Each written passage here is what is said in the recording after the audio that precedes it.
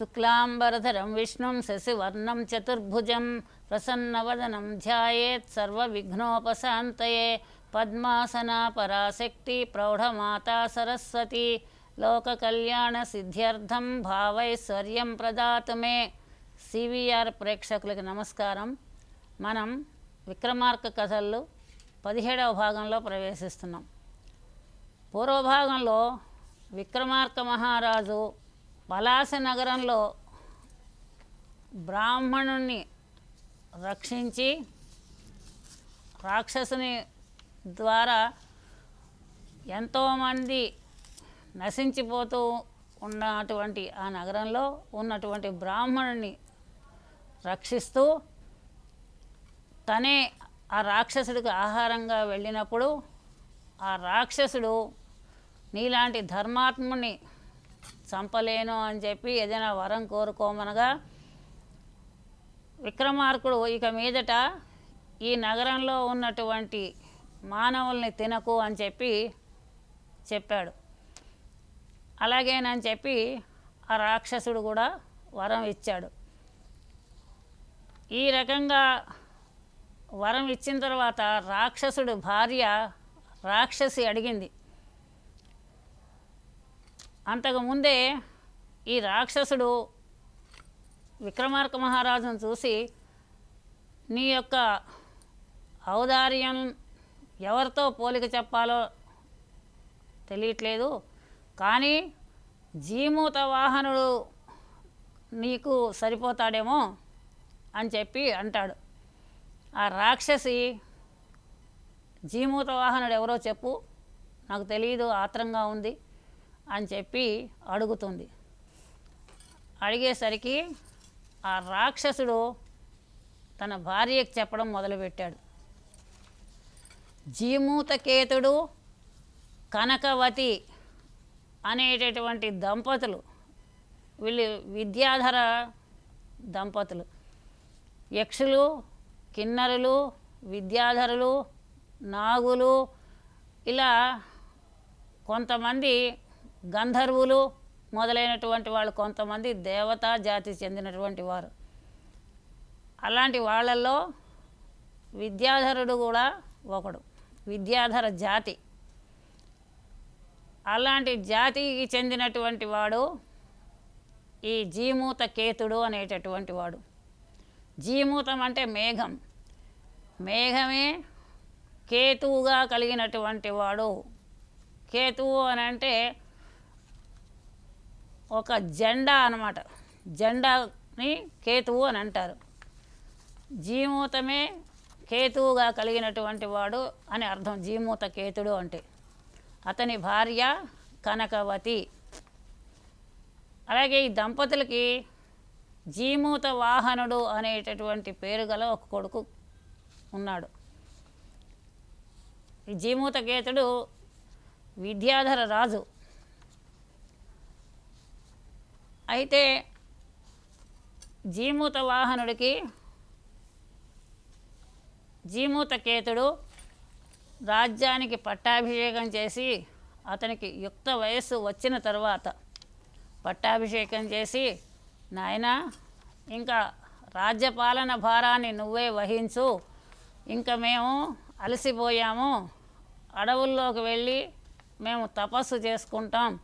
వానప్రస్థాశ్రమం మనకి బ్రహ్మచర్య, గృహస్థ, వానప్రస్థ, సన్యాస అనేటటువంటి 4 ఆశ్రమాలు ఉన్నాయి. బాల్యావస్థ అయింది, యవ్వనం అయింది, బ్రహ్మచర్యం అయింది, గృహస్థం అయింది, ఇంకా వానప్రస్థం అంటే బ్రహ్మచర్యం అయింది. మళ్ళీ చెప్తాను. బ్రహ్మచర్య, గృహస్థ, వానప్రస్థ, సన్యాస అనేవి 4 ఆశ్రమాలు మనకి. బ్రహ్మచర్యాశ్రమం అయిపోయింది. బ్రహ్మచర్యాశ్రమంలో విద్యా చదువుకోవడమే ప్రధానం, విద్యాభ్యాసం. బ్రహ్మచర్యాశ్రమంలో విద్యాభ్యాసం చెయ్యాలి. ఆ తర్వాత గృహస్థాశ్రమం, వివాహము, సంతానము. ఆ పిల్లలు పెరిగి పెద్దవాళ్ళు అయిన తర్వాత ఇంకా వానప్రస్థాశ్రమం, అడవుల్లోకి వెళ్ళి ఆకులు అలములు తింటూ భోజనాలు తగ్గించుకొని ఆరోగ్యాన్ని బట్టి ఆహారం తీసుకుంటూ భగవంతుణ్ణి సేవించుకుంటూ కాలక్షేపం చెయ్యాలి. అటువంటి ఆశ్రమం వానప్రస్థాశ్రమం. ఈ వానప్రస్థాశ్రమానికి వెడతాం మేము, నువ్వు రాజ్యాన్ని పరిపాలించుకో, ఇంకా బాధ్యత నీదే అని చెప్పి ఆ జీమూత కేతుడు జీమూత వాహనునికి రాజ్యాన్ని అప్పచెప్పి వెళ్ళిపోయాడు. అయితే ఈ జీమూత వాహనుడు దైవ కార్యాల కంటే కూడా పెద్దల్ని సేవించడమే చాలా గొప్ప విశేషము. తల్లిదండ్రులను గౌరవించడము, తల్లిదండ్రులను సేవించడమే విశేషము. దైవం కంటే దేవుళ్ళ కంటే తల్లిదండ్రులే గొప్ప అని చెప్పి అతను ఎక్కువగా అడవులకు తన తల్లిదండ్రుల దగ్గరకు వెళ్ళి వారిని సేవిస్తూ వస్తూ ఉండేవాడు. అది ఎక్కువగా ఈ కార్యక్రమం జరుగుతూ ఉండేది జీమూత వాహనుడికి. ఇలా ఉండగా ఒక రోజున జీమూత వాహనుడు అడవికి వెళ్ళి తల్లిదండ్రులని సేవించడం అంటే ఒక మంచి మాట మాట్లాడితే చాలు. అలాగే ధర్మవ్యాధుడు తల్లిదండ్రుల దగ్గరకు వెళ్ళి, అమ్మ నాన్నగారు మీకేమన్నా లోటుగా ఉందా, మీకేమన్నా కావలసినవి ఉన్నాయా అని అడిగితే, నాయనా నీ అంత కొడుకు ఉండగా మాకు ఇంకా ఏం కావాలి అని చెప్పి వాళ్ళిద్దరూ కూడా అలా అంటారు. అంటే వృద్ధాప్యంలో ఒక మంచి మాట ఆదరణ అవసరం. అందుకని ఈ రాజు కూడా తల్లిదండ్రుల దగ్గరికి వెళ్ళి వాళ్ళతో కాసేపు కాలక్షేపం చేసి వాళ్ళకి కావలసినవి ఏమైనా ఇచ్చి అతను వస్తూ ఉండేవాడు. ఇలా ఉంటూ ఉండగా ఒక రోజున మార్గ మధ్యలో మలయవతి అనేటటువంటి ఒక సుందరాంగి కనపడింది. ఆమెను చూశాడు. ఆ అమ్మాయి కూడా ఇతన్ని చూసింది. చూపులు కలిసిన శుభవేళ అన్నట్టుగా ఇద్దరు ఒకరినొకరు చూసుకున్నారు. ఆ చూపులు చాలా శక్తివంతమై వారిద్దరూ కూడా ఒకరి మీద ఒకరికి ప్రేమ అనేది ఏర్పడింది. ఆమెతో ఉన్నటువంటి చెలికెత్తెలు ఎప్పుడో ఒకప్పుడు చెప్పుకున్నారట, ఈ మలయవతికి విద్యాధర రాజు వివాహం చేసుకుంటాడు మలయవతిని అని చెప్పుకున్నారట. దానికి తగినట్టుగానే ఈ జీమూత వాహనుడు వచ్చాడు. ఇతను కూడా విద్యాధర రాజే. వీరిద్దరి ప్రేమ సంగతి తెలిసి తల్లిదండ్రులు పెళ్ళికి ఒప్పుకున్నారు. ఎప్పుడైనా పిల్లలు వారు ఇష్టపడిన వాళ్ళకి ఇచ్చి చెయ్యాలనే తల్లిదండ్రులు అనుకుంటారు. ప్రేమించుకున్నా తల్లిదండ్రులు చూసినా అమ్మాయి అబ్బాయి వాళ్ళు ఇష్టపడితేనే పెళ్ళి జరుగుతుంది. అంతే తప్ప తల్లిదండ్రులకు ఇష్టమైతే పెళ్ళి జరగదు. అలాగే జీమూత వాహనుడు మలయవతి ఇద్దరూ కూడా ప్రేమించుకోవడం మూలంగా, ఇష్టపడడం మూలంగా ఆ విషయం వాళ్ళ తల్లిదండ్రులకు తెలిసి, అందులో వరుడు కూడా సామాన్యుడు కాదు కాబట్టి ఆ తల్లిదండ్రులు వెంటనే వారిద్దరికీ ఒక మంచి శుభముహూర్తం చూసి పెళ్ళి చేసేసారు. సరే, ఆ మలయవతి జీమూత వాహనులు ఇద్దరూ కూడా సరదాగా కాలక్షేపం చేస్తూ ఉన్నారు. ఆ తోటల్లో విహరిస్తూ ఉన్నారు. చక్కగా పువ్వులు కోసుకుంటూ చక్కగా మంచి గాలి తిరుగుతూ మంచి పరిమళభరితమైనటువంటి గాలిని ఆస్వాదిస్తూ మంచి సరోవరాల్లో జలక్రీడలు ఆడుకుంటూ ఎంతో ఆనందంగా ఉన్నారు వాళ్ళిద్దరూ. ఇలా కొన్ని రోజులు గడిచాయి. గడిచిన తర్వాత జీమూత వాహనుడు తన బావమరిదితో కలిసి ఒకసారి ఏదో అడవులు చూద్దాం రా అని చెప్పి వెళ్ళాడు. అడవులు చూడటం అది ఒక ఇష్టం. ఎప్పటికైనా మనమైనా అడవుల్లోంచి ప్రయాణం చేస్తూ వెడుతూ ఉంటే ఒక గొప్ప అనుభూతి కలుగుతూ ఉంటుంది. అదిగో నెమలి అని, అదిగో కోతి అని వాటిని చూసి మనం సంతోషపడుతూ ఉంటాం. సరే, ఇంకా భయంకరమైన పులులు సింహాలు వస్తే భయపడతాం, అది వేరే విషయం. కానీ సాధారణంగా దట్టమైన అడవులు చూస్తూ ఉంటే ఆ అడవుల్లో రకరకాల వృక్షాలు, వృక్షాలకి పువ్వులు, అనేక రకాల తుమ్మెదలు, ఆ తర్వాత వాటికి కాసినటువంటి రకరకాల కాయలు, తినేవైతే ఉండనివ్వరు, అది వేరే విషయం. తిననివి కొన్ని ఉంటాయి కదా కాయలు, మనం తినలేనివి, మనకి తినడానికి మనకి పనికిరానివి, అంటే మనం అవి తినచ్చు అని మనకి తెలియవు కొన్ని పదార్థాలు కానీ, కొన్ని కాయలు కానీ, కొన్ని ఆకులు కానీ, అలాంటివి ఉంటాయి. ఇంతేకాకుండా మంచి పరిమళ భరితమైనటువంటి గాలి ఉంటుంది. ఇంత చక్కనైనటువంటి వాతావరణం కలుగుతూ ఉంటుంది మనం అడవికి వెడుతూ ఉంటే, దాన్ని ఆస్వాదిస్తూ ఉంటాం. ఇంతేకాకుండా చిన్న చిన్న సెలయేళ్ళు, కొంగలు, రకరకాలైనటువంటి ఆనందం. అందుకే మనకి తెలిసినంతలోనే ఇంత మాత్రము సంతోషం కనపడుతూ ఉంటే, మరి జీమూత వాహనుడు అంటే గంధర్వరాజు అయినా కూడా కథ మనం భూమి మీదే చెప్పుకుంటున్నాం కాబట్టి అడవులు, భూమి మీద మనం చూసినటువంటి అడవులనే చెప్పుకుంటూ ఆ అడవుల్లోనే విహరిద్దాము అని చెప్పి జీమూత వాహనుడు తన బావమరిదితో కలిసి వెళ్ళాడు. అడవుల్లో తను చూసినటువంటి విశేషాలన్నీ కూడా గుర్తు చేసుకుంటూ సరదాగా బావమరిది కబుర్లు చెప్పుకుంటూ నవ్వుకుంటూ ముందుకు వెడుతున్నారు. ఇలా వెడుతూ ఉండగా ఒక చోట గుట్టలు గుట్టలు ఎముకలు కనబడ్డాయట. కొంచెం కాదు, ఏకంగా పర్వతాకారంలో ఉన్నంత గుట్టలు ఎముకలు అయ్యేసరికి ఆ జీమూత వాహనుడు అడిగాడు, బావా ఏమిటి ఎముకలన్నీ ఇన్నున్నాయి, ఇవి అసలు ఎక్కడి నుంచి వచ్చాయి, ఏమిటి సంగతి అని అడిగాడు. అడిగేసరికి ఆ జీమూత వాహనుడు, గరుత్మంతుడు రోజు వచ్చి ఈ అడవుల్లో ఉన్నటువంటి పాములన్నింటినీ ఇష్టారాజ్యంగా తినేస్తున్నాడు.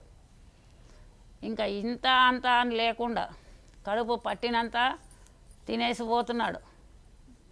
దానివల్ల ఆ పాముల మాంసం అంతా తినేసి ఆ ఎముకలు ఏవైతే ఉన్నాయో ఇక్కడ పడేసిపోతున్నాడు. దీని మూలంగా ఈ పాముల ఎముకలే గుట్టలు గుట్టలుగా ఏర్పడ్డాయి. ఇలా తెగ తినేస్తూ ఉంటే ఒకనాడు వాసుకి ఆ గరుత్మంతుడిని కలిసి, అయ్యా నువ్వు రోజు కూడా ఇలా తినేస్తూ ఉంటే జాతి నశించిపోతుంది, అలా కాదు రోజుకి ఒక పామును తినమని చెప్పి వాసుకి గరుడునితో చెప్పాడు. సరే, గరుత్మంతుడు కూడా ఒప్పుకున్నాడు. ఇన్ని తినేస్తే ఆయనకు కూడా అజీర్తి అనేది ఏమైనా ఏర్పడిందో ఏమో, అందుకని మితంగానే తింటానులే, మీరు ఇచ్చినటువంటి ఒక పామునే తింటాను అని చెప్పాడు గరుత్మంతుడు. సరే, అప్పటి నుంచి రోజుకి ఒక్కొక్క పాముని తింటున్నాడు. అలా అక్కడ కూడా ఆ పుట్టల్లో నుంచి ఒక్కొక్క పుట్ట నుంచి ఒక్కొక్క పాము వస్తూ ఉంటుంది. ఆ గరుడు తింటూ ఉన్నాడు. ఇలా ఉంటూ ఉండగా అక్కడికి శంఖచూడు అనేటటువంటి పాము, అది ఎర్రని బట్టలు కట్టుకొని అది వచ్చింది. పాము బట్టలు కట్టుకుంటుంది అని అంటే మనం కొన్ని కథల్లాగే చూడాలి. సరే, ఆ పాము వెనకాల దాని తల్లి అది ఏడుస్తూ వస్తోంది. కొడుకు చచ్చిపోతాడంటే మరి తల్లికి ఏడిపే కదా, కొడుకే కాదు ఎవరు చచ్చిపోయినా ఏడిపే. కాబట్టి అంటే ఎవరు చచ్చినంటే బంధువర్గంలో, అంతేకాకుండా తన కొడుకు అంటే కడుపు తీపి ఉంటుంది కాబట్టి అది ఏడుస్తోంది శంఖచూడు అనే పాము తల్లి. ఈ సంగతి చూశాడు జీమూత వాహనుడు. ఆయనకి చాలా బాధ కలిగింది, దయ కలిగింది. అందులో ఆయనకి తల్లిదండ్రులంటే ఎక్కువ ప్రేమ కాబట్టి, ఆ తల్లి అలా దుఃఖిస్తోంది కాబట్టి, దుఃఖించేది మాతృమూర్తి కాబట్టి, అమ్మ అనేటటువంటి మాటలోనే అమృతత్వం ఉంది, అమ్మ అనే మాటలోనే ప్రేమ ఉంది. అటువంటి తల్లి కొడుకు కోసం వెలువెల్లాడుతూ ఏడవడం చూసి ఆ జీమూత వాహనుడికి చాలా బాధేసింది. బాధేసి అతను ఆ శంఖచూడుడు కట్టుకున్నటువంటి బట్టలు, ఎర్ర బట్టలు ఏవైతే ఉన్నాయో నాకు ఇవి నేను కట్టుకుంటాను, నేను ఇవాళ గరుత్మంతుడికి ఆహారంగా పెడతాను అని అన్నాడు. అందుకు శంఖచూడుడు ఒప్పుకోలేదు. వద్దు, ఇది నేను వెళ్ళవలసినటువంటి రోజు ఆహారంగా గరుత్మంతుడికి, నేనే ఆహారం అవుతాను, నువ్వేమీ వద్దు అని చెప్పాడు. ఎంత బతిమాలినా కానీ ఆ జీమూత వాహనుడు శంఖచూడుడు ఒప్పుకోలేదు జీమూత వాహనుడు ఆహారంగా వెళ్ళటానికి. ఇంతలో ఈ జీమూత వాహనుడు కొత్త పెళ్లి కొడుకు కాబట్టి అప్పటికి కొన్ని రోజులే అయింది పెళ్ళై. కొత్త పెళ్లి కొడుక్కి అత్తగారు వాళ్ళు ఎర్ర పట్టుబట్టలు పంపించారట, వాళ్ళ ఆచారంటది. ఆ ఎర్ర పట్టుబట్టలు పంపించడం అనేది ఇక్కడ కలిసి వచ్చిందనమాట. వెంటనే ఆ జీమూత వాహనుడు ఎర్ర పట్టుబట్టలు కట్టుకొని ఎక్కడికైతే ఆ గరుత్మంతుడు వస్తాడో అక్కడ కూర్చున్నాడు. సరే, ఇంతలో గరుత్మంతుడు వచ్చాడు భోజనం చేయడానికి. సత్రం భోజనం మఠం నిద్ర అన్నమాట ఆ గరుత్మంతుడికి కూడా. ఇక్కడ భోజనం చేస్తాడు, ఎక్కడో గుట్టల మీద ఎక్కడికి వెళ్ళి పడుకుంటాడు. ఫ్రీ ఫుడ్ అనమాట, ఉచిత పథకం, ఉచిత ఆహార పథకం. కాబట్టి ఆయన భోజనం చేయడానికి వచ్చాడు. ఎర్ర బట్టలు కట్టుకున్న జీమూత వాహనుడు కనిపించాడు. అంటే ఎరుపు ఆకర్షణ పాములు గరుత్మంతుడికి ఎరుపు ఆకర్షణ అనుకుంటున్నా. అంటే అక్కడ ఎర్ర బట్టలు కట్టుకుంటున్న వాడు ఎవడైతే ఉన్నాడో వాడిని తినాలి అని. సరే, ఈ ఎర్ర బట్టలు కట్టుకుని కూర్చున్నాడు జీమూత వాహనుడు. వాడిని తినడానికి వచ్చాడు.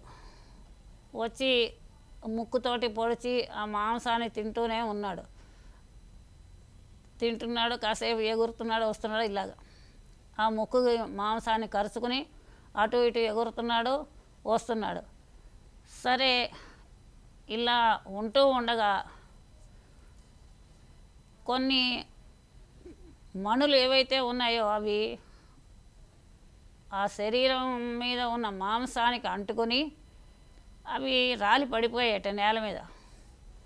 అన్నం తింటారు కానీ ఎవరైనా అన్నంతో వచ్చినటువంటి రాళ్ళని తింటారా? అలాగే వాడు కూడా మెత్తనైన పాము మాంసాన్ని తింటాడు కానీ దానిలో వచ్చినటువంటి రాళ్ళు ఏవైతే ఉంటాయి వాటిని తినడుగా. మనిషి ఇక్కడ జీమూత వాహనుడు కాబట్టి ఇతని శరీరం కూడా మాంసం మెత్తగానే ఉంటుంది కాబట్టి ఇతని శరీరంలో ఉన్నటువంటి శరీరం మీద ఉన్నటువంటి ఆభరణాలు, ఇతని శరీరం మీద ఉన్నటువంటి ఆభరణాలు ఏవైతే ఉన్నాయో అవి నవరత్నమయాలు కాబట్టి ఈ మాంసం తీసినప్పుడు ఆభరణాల్లో ఉన్నటువంటి నవరత్నాలు కూడా ఎగిరి రాలి కింద పడుతూ వచ్చాయి. సరే, ఈ ప్రకారంగా గరుత్మంతుడు జీమూత వాహన్ని తింటూనే ఉన్నాడు. పొద్దుననగా వెళ్ళాడు, ఇంకా ఇంటికి రాలేదు. ఎక్కడికి వెళ్ళిపోయాడో ఏమో.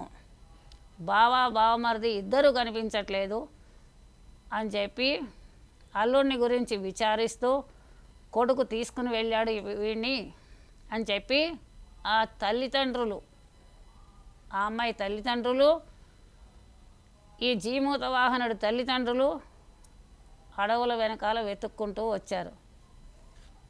ఇలా వస్తూ ఉండగా దారిలో మణులు కనపడ్డాయి. కెంపులు, వజ్రాలు, గోమేధికాలు, పుష్యరాగాలు, తర్వాత ఇంకా రకరకాలైనటువంటి నవరత్నాలు కూడా కనపడ్డాయి. రకరకాలైన నవరత్నాలు కూడా కనపడ్డాయి. అక్కడక్కడ మాంసం ముద్దలు కూడా కనపడ్డాయి. వాటిని ఆధారంగా తీసుకొని, ఆనవాలుగా తీసుకొని ఉయ్యాల వారిద్దరూ కూడా ఆ ప్రాంతానికి వచ్చారు. మాంసం ముద్దలు, మణులని ఆనవాలుగా తీసుకొని ఆ ఉయ్యాల వారు ఆ వధ్యశిల దగ్గరికి వచ్చారు. వచ్చేసరికి అక్కడ ఏం దృశ్యం కనపడింది వీళ్ళిద్దరికీ అంటే, శంఖచూడుడేమో గరుడుడా, ఓ పుణ్యాత్ముడా, నువ్వు మా జాతికి ఇంతవరకు ఎంతో మేలు చేసావు, అంటే ఇంతమందిని తినేయడం మేలా అని అంటే, అందరినీ ఒక్కసారి కాకుండా ఒక్కొక్కళ్ళని ఒక్కొక్కసారి తింటున్నావు, అంటే ఒక్కొక్క పాముని ఒకసారి తింటున్నావు. అన్నీ ఒకసారి తినేసి తిన్నంత తిని పడేసినంత పడేసి కాకుండా, ఇప్పుడు మన దగ్గర కూడా ఆహారం అంటే పాముల విషయం పక్కన పెడితే కొన్ని వివాహాల్లో చూసినట్టయితే ఆ పెళ్ళిళ్ళకి వెళ్ళి ఆ పళ్ళాల్లో ఇష్టం వచ్చినట్టుగా ఆహార పదార్థాలు పెట్టించుకొని తిన్నంత తింటారు, మిగిలింది పడేస్తారు. ఆ పడేయడం అనేటటువంటి మాట పక్కన పెడితే, కావాల్సింది మాత్రమే తింటే, కావాల్సింది మాత్రమే తన పళ్ళెంలో పెట్టుకుంటే ఆ మిగిలిన పదార్థం ఇంకోళ్ళు ఎవరైనా తినడానికి అవకాశం ఉంటుంది, ఆహారం. సరే, ఇది ఈ విషయం అయితే, అప్పటి వరకు ఆ గరుత్మంతుడు తనకి ఎంత కావాలో అంతే తినకుండా మొత్తం అన్ని పాముల్ని పట్టుకుపోతూ తిన్నంత తిని మిగిలిన వాటిని చంపి ఇటు అటు పడేశాడు. అలా కాకుండా ఇక్కడ ఉపకారం ఏమిటి అంటే, తనకి ఎంత కావాలో అంతే రోజుకు ఒక్క పామే తినడం వలన మిగిలిన పాములన్నీ కూడా రక్షించబడ్డాయి. అది ఉపకారం.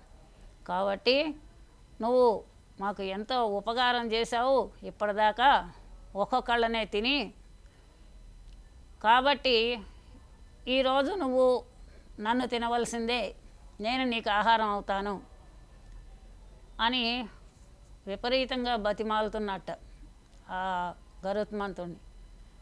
శంఖచూడు దాని ముక్కు చేత ఆహారం తినబడుతూ, అంటే ముక్కుతోటి పొడిచి పొడిచి మరి తింటూ ఉంటుంది కదా శరీరాన్ని, జీమూత వాహనుడి శరీరాన్ని పొడిచి పొడిచి అది తింటూ ఉంటుంది కదా. మరి పొడిచినప్పుడల్లా ఇతనికి బాధే కదా. అయినప్పటికీ కూడా రక్తం ఓడుతూ ఉన్నా కూడా, మాంసం ముద్దలు కింద మీద పడిపోతూ ఉన్న అంత బాధని ఓర్చుకుంటూ జీమూత వాహనుడు ఇంకా నన్నే తిను అని చెప్పి ఆ గరుత్మంతుణ్ణి పదే పదే పదే ప్రార్థిస్తున్నట. ఈ రకమైనటువంటి దృశ్యాన్ని సినిమా చూసినట్టు చూశారు ఉయ్యాలవారు. ఇటు జీమూత వాహనుడి తల్లిదండ్రులు, మలయవతి తల్లిదండ్రులు.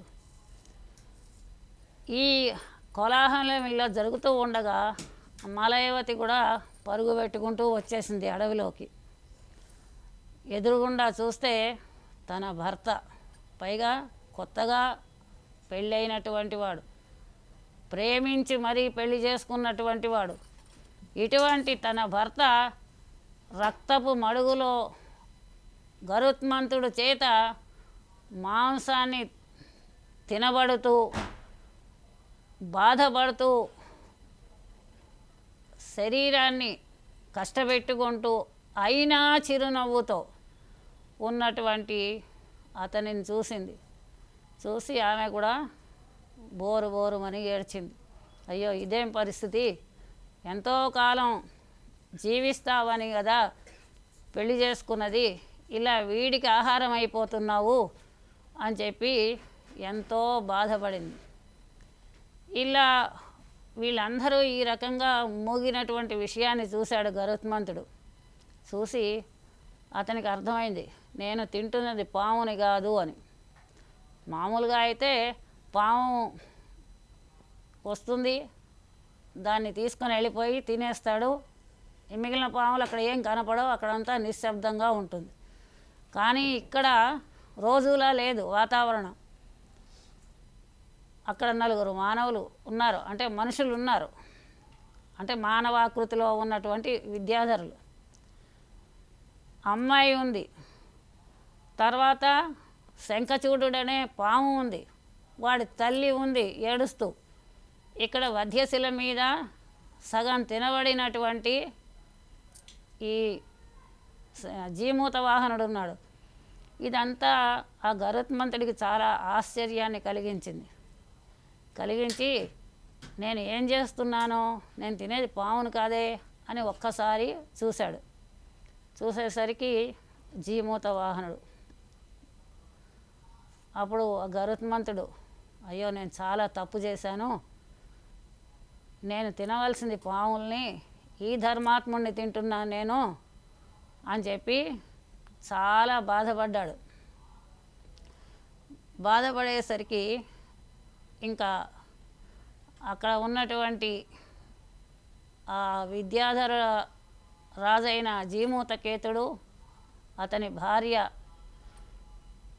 ఓ గరుత్మంతుడా, నీకు గనక నా కొడుకు మీద దయ ఉన్నట్టయితే, లేదా ఈ పాములన్నిటి మీద కూడా నువ్వు దయ చూపించు, నా కొడుకు మీద కూడా దయ చూపించి అమృతాన్ని తీసుకురా దేవలోకం నుంచి తీసుకొచ్చి వీటన్నిటి మీద చల్లు. అంతేగాని ఊరికే చూస్తూ కూర్చొని విచారిస్తే ఏం ప్రయోజనం?